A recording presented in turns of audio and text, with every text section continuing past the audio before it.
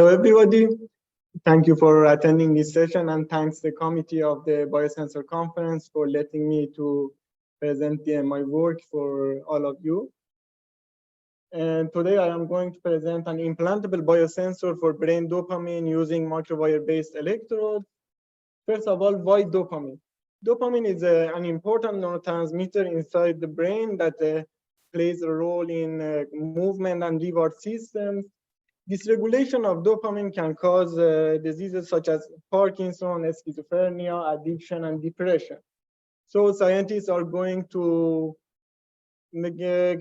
find a relation between the dopamine concentration and these kinds of the issues. So one of the solutions for finding this relation is the brain-machine interfaces. The Engine platform, which is built in the Imperial College London in the group of the NGNI, is one of these platforms. The Engine probe has two main sections: the passive interposer that houses the microelectrodes, and the micro-packaged active silicon head that contains the electronic part of the system. As you see on the right, there is the electronic part of the circuit, and on top of it is the dual slope ADC for measurement of the dopamine that I have designed. Let's go to the schematic of this dual slope ADC. First, there is a 5-bit control current source for subtracting the background current and just integrating the Faraday current on the capacitor using a folded cascode OTA. After that, a discharge current sources is present for discharging the capacitor at a constant rate, and based on this time of the discharge, we can calculate the Faraday current. And in the end, we consider the comparator to digitalize our outputs, and some switches and the pins has been considered to test the functionality of each block separately. This is the schematics of the current sources. On the right, there is a 5-bit control current source that is built using a current bias of 80 nanoamp. And using the current mirror architecture, we created the currents with the multiplication factors of 1, 2, 4, 8, and 16. To create this current bias of the 80 nanoamp, we use the current mirror architecture, which is on the left, and we use this current bias to also create the discharge current sources for discharging the capacitor. Based on the pre-layout and post-layout simulations, we understood that we are able to subtract the current range in the range of the currents in the range of 70 nanoamp up to 2.34 microamp of the capacitive currents. Then this is the folded cascode OTA. There are multiple structures for the OTAs, but we consider the folded cascode one because of the gain bandwidth product, high gain bandwidth product, and the slew rate of it. But it has a disadvantage of the high power consumption, but we did our best to reach to 1.10 microwatt for the power consumption of this OTA. The last block is the comparator. We considered a complementary latch-based input stage for our comparator to minimize the propagation delay of this comparator, because we are going to calculate the Faraday current based on the time of discharge. So the propagation delay of this comparator is crucial for us. This is the post-layout simulations of the design. First, a reset signal will be applied on the capacitor to discharge the capacitor, and after that, an integration signal and subtraction signal will be applied.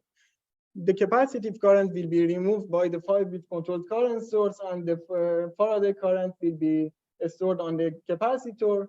And in the next phase, we apply the discharge signal to discharge the capacitor at the constant rate. And based on the time of the discharge of the capacitor, we can calculate the Faraday current. This is the total system of the dual slope ADC. The core area has the core has an area of 12,000 micrometer squared with the power consumption of the 1.02 microwatt, which satisfies the requirements of the engineering platform. In the next part of the work, we did some experimental analysis to find the compatibility of the design potentiostat with the currents that we are reading from the microwires. We consider the tungsten for the working electrode and platinum as for the reference and counter electrodes. All the three electrodes has a diameter of 25 micrometer, and the working electrode has a length of 3.5 millimeter, and the counter and reference electrode has a length of 6 millimeter. This is the total system of us for this analysis, and the solution is dopamine hydrochloride in phosphate buffered saline at the temperature of 37 degrees. Cyclic voltammetry has been done at the scan rate of 50 volts per second for this analysis. And these are the results of our measurements. On the left, you can see the measured current, which is the summation of the capacitive current and the Faraday current. By subtracting the capacitive current, we reach to a calibration curve of the currents with respect to the dopamine concentration. As you see, there is no reduction that happens on the tungsten microwires, and the current peak is around 1.15 milliamp. However, we know that the dopamine should be measured in the synapse regions of the neurons. Based on the literature reviews, they suggested a few micrometer for the working electrode. Since the measured current is proportional to the active area of the microelectrode, the current peak will be around 2.2 microamp, which is compatible with the specification of the design potentiostat. Regarding the calibration curve, we reached to a sensitivity of 150 microamp per micromolar with the limit of detection of 33 nanomolar. We did a literature review, and we understood that the dopamine concentration in the rat brain is around 100 nanomolar. In the brain of the monkey is 850 nanomolar, and in the brain of the human, it can reach to the 2 micromolar. And this limit of detection and this sensitivity is well enough for doing the measurement of the dopamine in all three cases. In conclusion, I have designed the entire chip of a current readout for the potentiostat, and some electrochemical analysis has been done for the microelectrodes. In the next phases, we are going to test the functionality of the fabricated chip, and we will do some ex vivo measurements for the integrated chip and the proposed microwires. Thank you so much for your attention, and I am open for any comment or suggestion or question.